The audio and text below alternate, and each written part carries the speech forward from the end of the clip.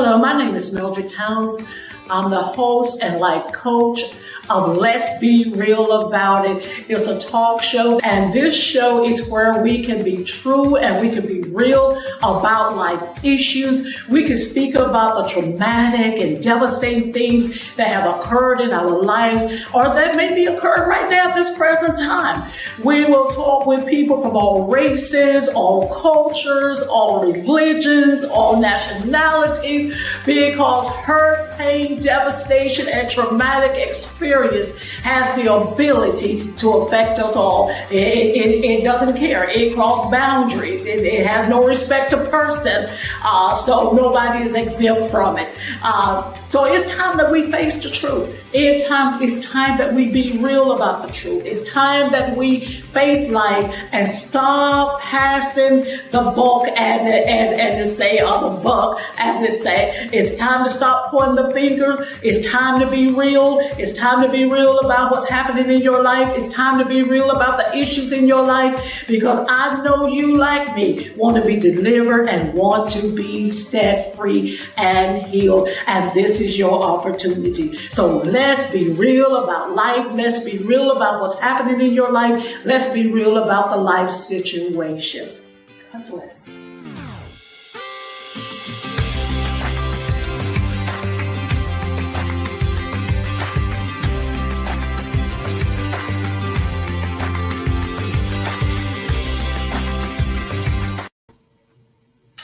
I want to welcome you to Let's Be Real About It, where we are real about real life issues. I am your host, Mildred T. And I have to give this disclaimer that this is a no holds barred zone, and therefore some of the contents of the show may be offensive to some, but that is not the intent of the show. So I would just want to speak briefly about my book. I want to introduce you to my book, Truth, My Closet Secrets Revealed, and my brochure, Hear Me a Cry from the Wound. You can order these by contacting me at iheartministries@gmail.com. With the brochure, if anyone is considering having an abortion, please email me for a copy of the brochure before you make this final decision to abort your child, so that we can get a brochure out to you. And also, I want to give special thanks to my sponsors at J&K Style Grill, and the City of Deliverance, and an anonymous sponsor. And if this show has been a blessing to you, please consider becoming a sponsor of the show, and we'll really appreciate it. And tonight, my special guest is Bernard. And I just want to thank him for coming and being a part of the show. And Bernard, welcome to the show. Hey, morning. How you doing? I'm doing well. Thank you for coming, and thank you for being a part of the show. And the topic for the show is that I'm no longer a slave to alcohol and drugs. So, Bernard, tell us a little bit about yourself. My name is Bernard Hurd. I'm recently retired. I'm a dad. I have 7 kids, all grown-ups now. Thank goodness. I've been just busy working for the last 30, 40 years, and I've been blessed, I've been blessed. So tell us a little bit about your childhood. Oh, yeah. So I was born in a small town in Georgia. I was born in my grandmother's house, and it was a pretty peaceful place. It's one of the best times that I can remember in my thought process. I was born in their house, and I was blessed from jump. Had a pretty nice childhood at that point. So for me, it was great. My parents, they kind of left me there for a while. went back and forth trying to find their way. Um, it was a back and forth situation when I was younger, but in my grandmother's house, she always instilled her faith in me, faith in God and things of that nature. So, for us, it was early morning work, church every second or third Sunday. And, my life started out that way. So Jesus was always in the house. Amen. Amen. Yeah, he was always in the house. She talked about him so much, I was looking for him, but later on, thank God, I found out who he was. But yeah, I've been blessed from the beginning. So when you were in the third grade, your mom and dad separated. Your mom moved to Ohio. Is that correct? In the projects after the separation. Then she moved you from Georgia to Ohio with her and with your siblings. And one thing that you said, that your mom never asked your dad for anything, even though she was struggling to make ends meet. She refused welfare and helped to make ends meet. I know that you was a young child at this time, but why do you think that she refused help? And was this a burden placed upon you because she refused to help? Even at a young age, it was as though well, I'm going to ask you, was that a burden as a young child placed upon you? At that point, it didn't seem like a burden. It seemed like, I just wanted to help my mom. I didn't want to be a burden. So anything that my mom asked me to do, I pretty much tried to do it. Of course, she worked really hard. She wouldn't accept welfare. When we moved to the projects, most of the people around were telling her, you don't have to go to work. You can go downtown. They'll give you this and that. They'll give you food stamps. And for some reason, she wasn't about that. She got a small job. She had 3 kids. She made $50 a week. And she learned how to live with it. I don't know if it was because of the way she was brought up or whatever, but she struggled with that. And she wouldn't accept the welfare system, like a lot of the neighborhood did at that time.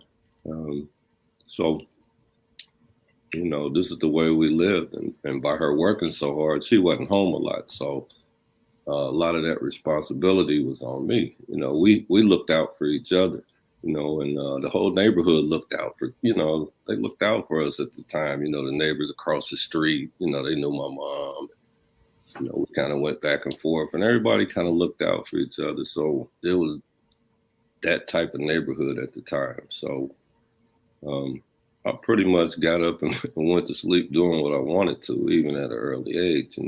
I didn't have some of those boundaries that kids did, other than the lady across the street, like, I'm gonna tell your mama, something like that. Because back in the day, during that time, you were kids in the neighborhood. Everybody knew everybody. They knew everybody's parents. They knew the kids, who they belonged to. And so they had permission to whip your butt. They had permission to do whatever needed, because when the parents out of the home, these neighborhood parents were your parents. And believe me, they will tell on you, get your butt whooped, So back in the day, that was like the neighborhood thing, that the neighbors watched after each other kids, But you made the statement that your dad was a functioning alcoholic. Talk about how that affected you. And you also made the statement that your dad never wanted to advance in life. So that's 2 different questions. So talk about that. Well, my dad, he was an alcoholic, functioning alcoholic, got up every day, went to work. And before my mom left him, he just didn't want to advance. We had a small apartment, and she had 3 kids. I was his only kid. So he didn't want to advance in the situation, to uplift our situation. So she wound up leaving him. Uh, uh, his alcoholism is genetic, and later on I found out, by putting alcohol in my mouth for the first time. Started out as fun, turned into a nightmare. But yeah, he was good. I had access to him whenever I wanted to hang out with him or whatever. But that's who he was. He lived that way, and he died that way. And he was happy with it from the beginning to the end. I had opportunity to talk about it with him later on in life, but that's who he was. So my mom set out on her own so she could try to upgrade our situation. Being a kid, like I said, the neighborhood pretty much raised me. That saying about a village, takes a village to raise a kid. The neighborhood raised me. So these are the people that my life evolved from. From the guy across the street that drove trucks, to the coolest guy on the block that wore the best clothes, in town, to you name it, and these are the people that I learned how to live off of. So you began to hustle at a very young age, and you said that you took your first drink at the age of 11, and and you said that from the time you took that drink at the age of 11, you never stopped drinking. And you talked about you drink Boom Farm apple wine. Now, the millennials, they don't know anything about Boom Farm. They like that. What is it called? Grey Goose. Is that what it's called? Grey Goose or whatever it's called. They don't know nothing about going to no 7-Eleven and buying Boom Farm and Mad Dog 2020. They don't know nothing about that stuff. People our age know about that stuff. Yeah, you could get a bottle of Screwdriver already in the bottle mixed. Yeah, but, yeah. As a kid, when I took my first drink, it. I liked it immediately, had that burn in your chest, and, it made you feel big and strong and fearless, and it was a feeling that I liked, and I continued it. Yeah. So, we snuck around doing that as kids, and it eventually it evolved, so. Yeah, it was. I didn't know at the time that my bloodline, was filled with men that were alcoholics. My dad, he was functioning alcoholic. My uncle, he was an alcoholic. They lived in it, and my uncle died that way at an early age. So. And my first drink, I didn't know that, I was on my way.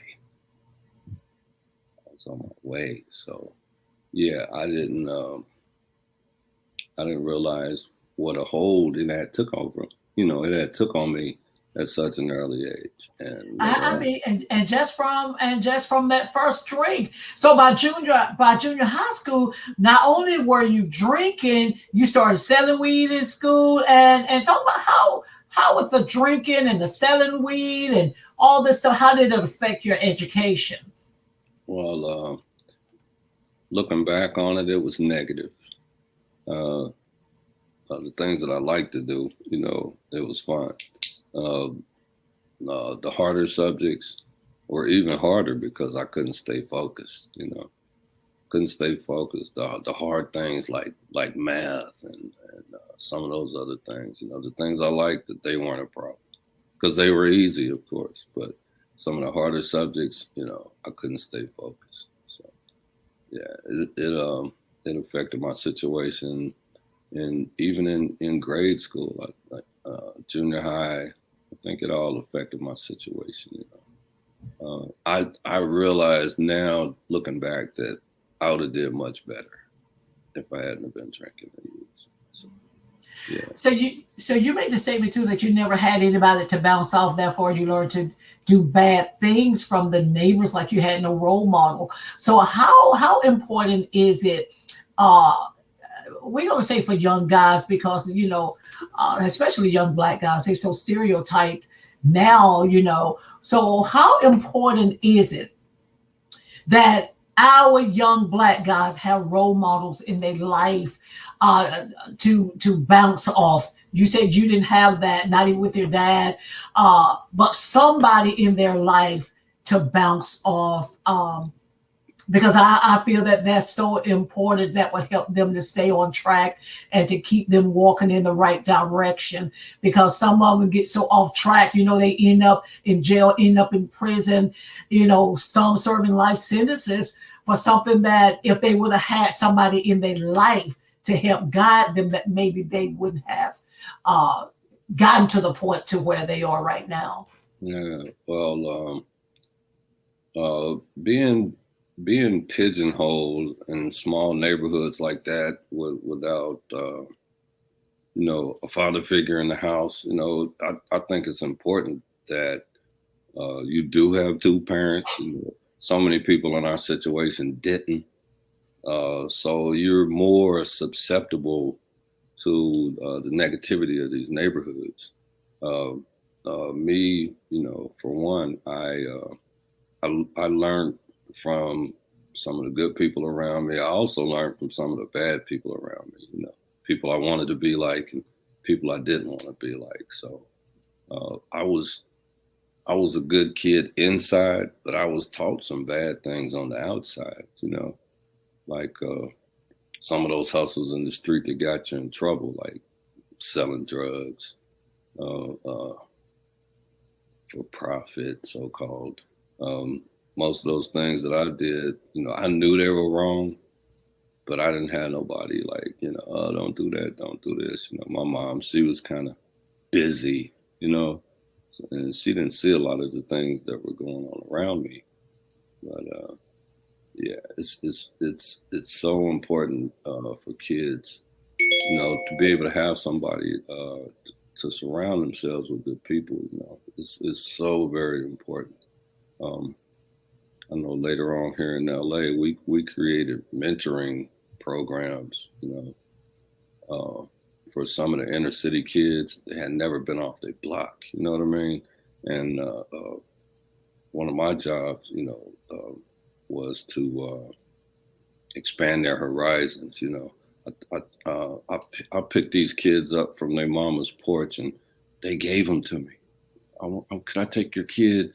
We want to take them to Big Bear. They'd never seen snow before. They were 15 minutes from the beach and never seen the water. Wow. Yeah, it was. So we formed an operation, me and some of my neighbors, called Operation Wake Up, and it was to wake up the community to these kids. So yeah, it's real important, and we were some of the people that these kids could go to. Not necessarily for the gang guys, but for the ones that didn't want to be in them, Mm-hmm. And that gave them an opportunity to have somewhere to go that was safe, that was positive. And it's so important for these neighborhood men, so-called men, to step up and support these kids. So. You made another important statement. You said your mom got remarried. You moved to a different neighborhood, but the change didn't change you. Because so many times, we change to territories or different locations. But if the change doesn't take place within us, what we're trying to escape from follow us to the next place, because it's us that needs to change. So talk about that. Yeah, my mom was was she was a church goer, and God later on blessed her. She went through her situation, and He blessed her. He blessed her with a better job, and a man came along, and he married her, and we moved into this big nice house and in a nice neighborhood, and we had new cars, and all of those things came. But at this point, my bad habits moved with me. Especially the drinking situation got me in trouble. When I got in high school, finally got my driver's license. They had an extra car. I was sneaking it out when they went to work. They found out. They wound up letting me have it just to keep me out of trouble. Yeah. So, I'm driving drunk. I'm expanding my horizons. I'm creeping to different neighborhoods and getting into more mess. So, the new neighborhood didn't change my old bad habits. The drinking increased. So I was not. Let's just say I wasn't the favorite person in the neighborhood. You did bad things in the neighborhood. Yeah, I was one of those guys that the neighbors was like, "Oh my God, here they come with that loud noise in the car." And, I'm creeping with big hats on, with the white wall tires like this, and it was that time of year. This is early 1970s. We Curtis Mayfield and super flying around and trying to be cool and stuff like that. And that introduced me to a whole different ball game. Now I'm hanging in clubs and getting into more negativity and newer drugs and just hanging out with the worst of the worst. And I'm going to school like this, and my mom was like, "Oh, please go to school.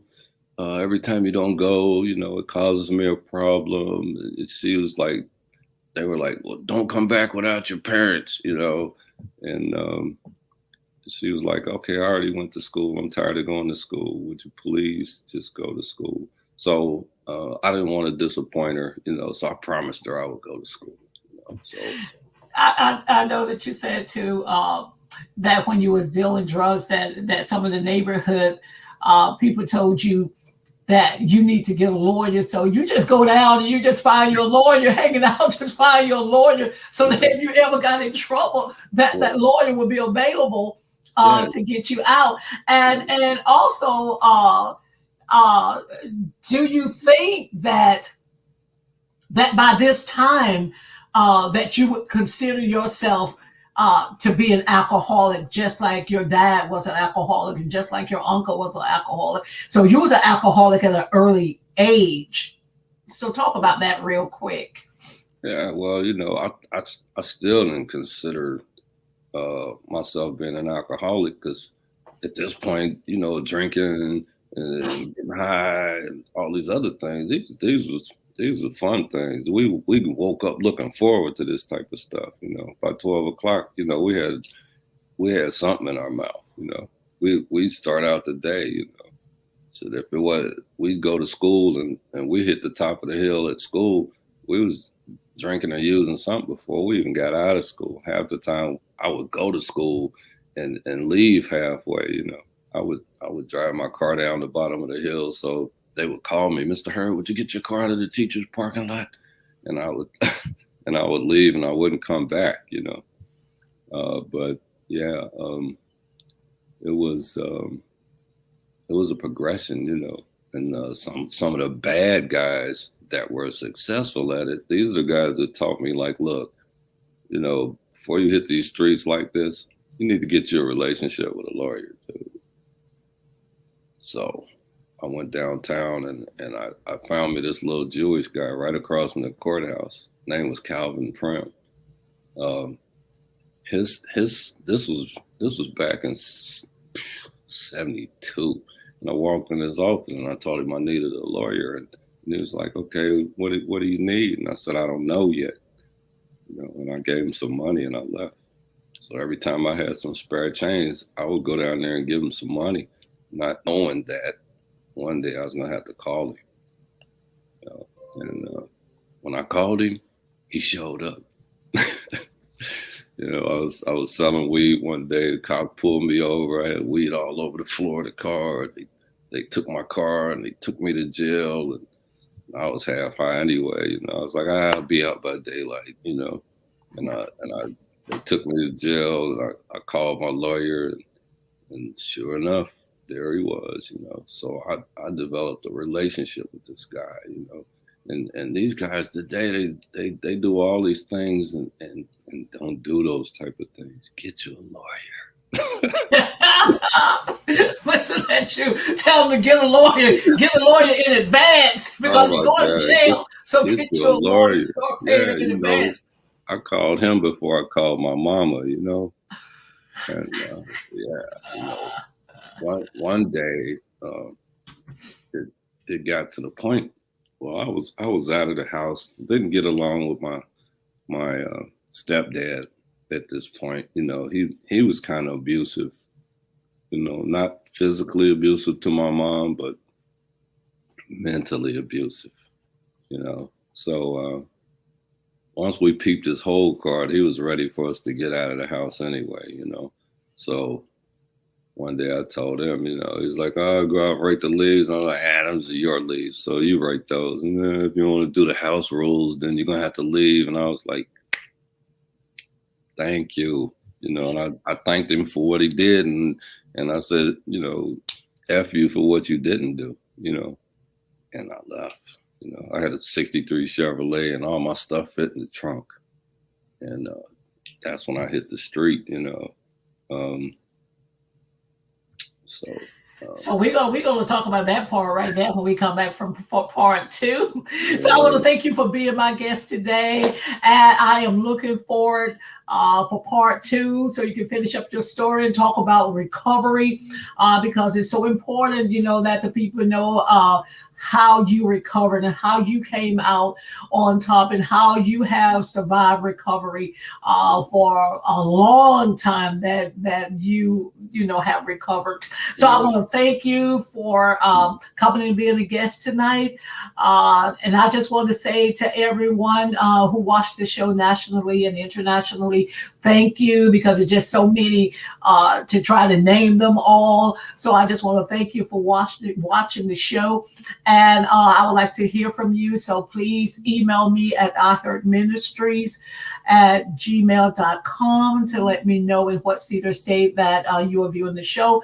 And please leave your comments and subscribe to the channel, to the YouTube channel, and watch us on Facebook Live as well every Thursday night at 7 p.m. Eastern Standard Time. So until next week, let the peace of God reign, rule, and abide in your hearts. I am Mildred Towns. Thank you for watching. Thank you.